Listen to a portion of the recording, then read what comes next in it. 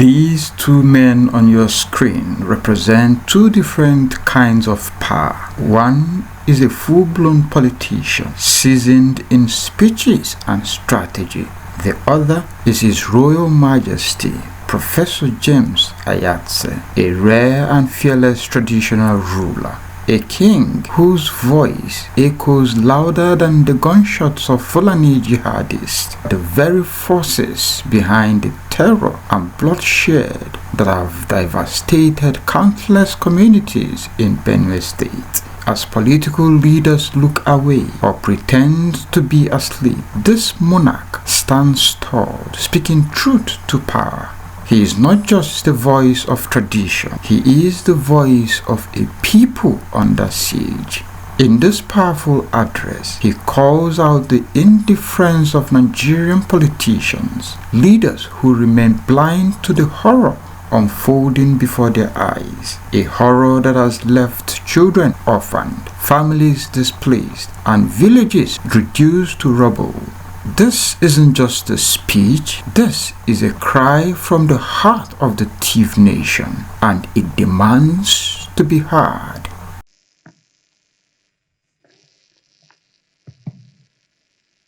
Your Excellency,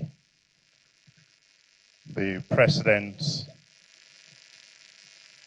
and Commander-in-Chief of the Armed Forces of the Federal Republic of Nigeria,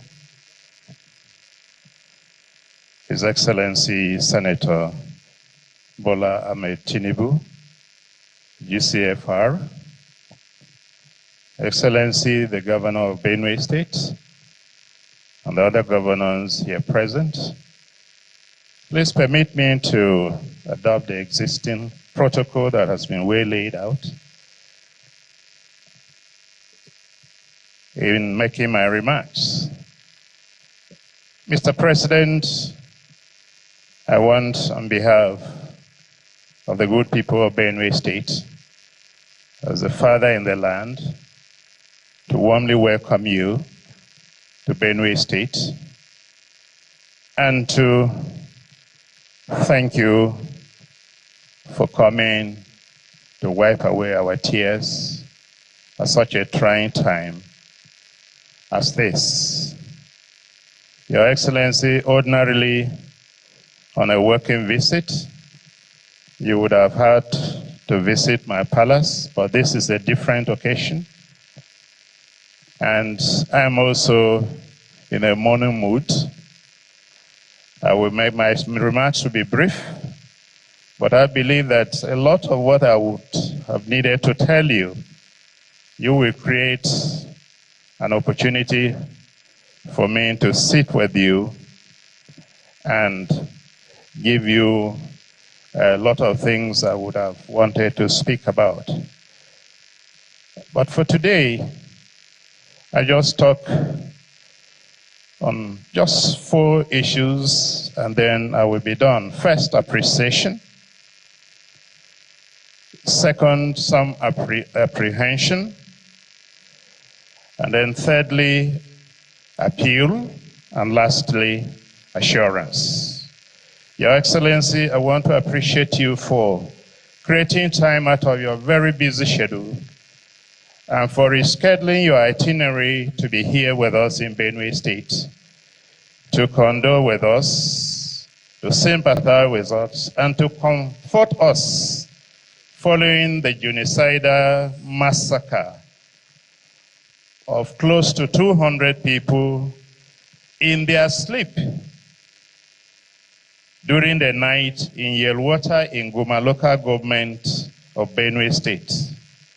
In our history as a state, you are the first sitting president that has visited us under similar challenges and taken time to even visit some of those that were affected. We want to appreciate you. We want to thank you for, even as we are mourning, for the great things you've done for Benue State, for the appointment of Benue sons and daughters in your administration, And permit me to mention the appointment of the Secretary to the Government of the Federation, His Excellency Senator Dr. George Akume, and the Honorable Minister of Water Resources and Sanitation, Engineer Professor Joseph Utse, and the many others you have appointed, and we believe the many more you'll be appointing from Benue State. We appreciate the projects you have approved that are going on in Benue State, and we want to thank you for the very cordial relationship and support you have extended to the Governor of Benue State, His Excellency Reverend Father Dr. Hyacinth Umemalia, the people-oriented Governor of the state. We appreciate that cordial relationship and the tag team that is changing the narrative in Benue State. The second thing, Your Excellency, I must quickly talk about is some apprehension. We do have grave concern about the misinformation and misrepresentation of the security crisis in Benue State. Your Excellency, it is not herder farmers clashes, it's not communal clashes, it's not repressor attacks or skirmishes. It is this misinformation that has led to suggestions such as remain tolerant, negotiate for peace, learn to live with your neighbors. What we are dealing with here in Benue is a calculated, well-planned, full-scale genocidal invasion and land-grabbing campaign by herder terrorists and bandits, which has been on for decades and is worsening every year. Wrong diagnosis will always lead to wrong treatment. So we are dealing with something far more sinister than we think about. It's not learning to live with your neighbors. It is dealing with a war. The second apprehension, Your Excellency, we have is the politicization of the crisis.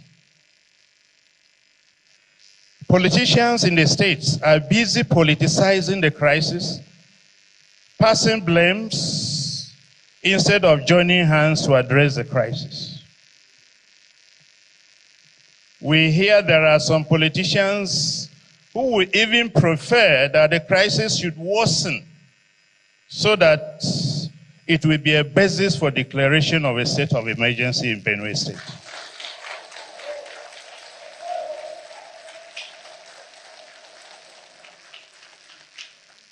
Your Excellency, this is unfortunate, and any politicians that prays for more people to die for such a project is against the wishes of the people of Benue State.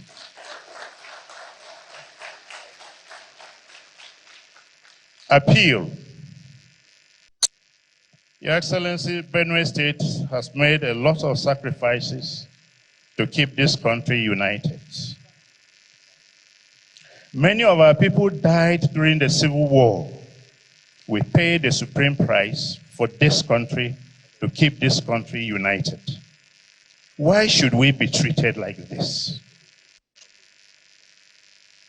This, what you have come to condone us, is just one in a series of several massacres in this state.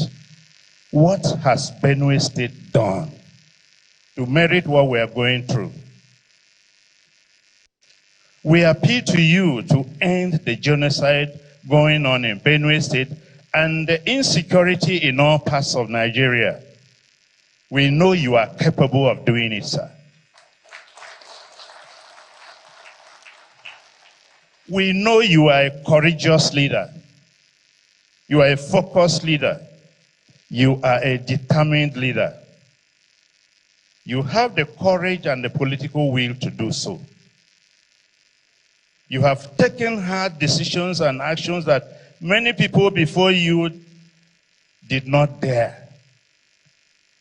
You have handled the subsidy challenge of this country, the exchange rates in this country, and other difficult decisions. You have taken them.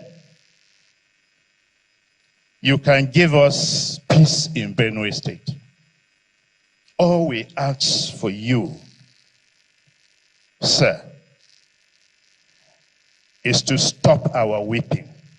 Give us peace in Benue State so that the farmers, my people in Benue State are largely farmers. They have been chased out of their farms. There is hunger, there is food insecurity challenge. Benue is the food basket of this nation. All we ask for is give us peace so that our people will go back to their farms and continue to produce food for Nigeria. I heard a story that there was a challenge in a place in Kwara State, and you rose up and gave them peace. In Kayama, you can do that for Benue. Your Excellency, I'm the paramount ruler of the Tiv Nation globally. And at the opportunity I have here, I also want to appeal to the Tiv people living in Nasarawa State, many who have been dispossessed of their ancestral lands in some local government areas, Kiana, Obi, Awe, etc. The lands have been taken over from them, and they don't have any lands again. And some people are even saying they are not indigenous, they are settlers. These are people who have been in Nasarawa State before the 18th century. They cannot be settlers. I want to appeal to you to give them peace also. Lastly, assurance. Your Excellency, the President of the Federal Republic of Nigeria, I want to tell you that the people of Benue State vote not on basis of religion, not on basis of ethnicity, but on basis of merit, standard, and capacity. In 2023, Benue people went out en masse and voted you in power. I want to assure you that that support and loyalty is still there. Moving forward, expect greater support from Benue State. All we ask as I end my speech, give Benue State peace. Give our rural farmers peace, and they will go back and produce for us. I want to thank you again for this sacrifice you have made of coming personally to be with us. What you have done to us by your personal presence, Benue State will never forget it. Thank you, and God bless you as you go back. If this message moved you, don't just stay silent. Hit the like button, share this video, and subscribe to Inside Africa for more unfiltered voices, raw realities, and the stories that mainstream media often ignores. This is Inside Africa, where truth speaks louder.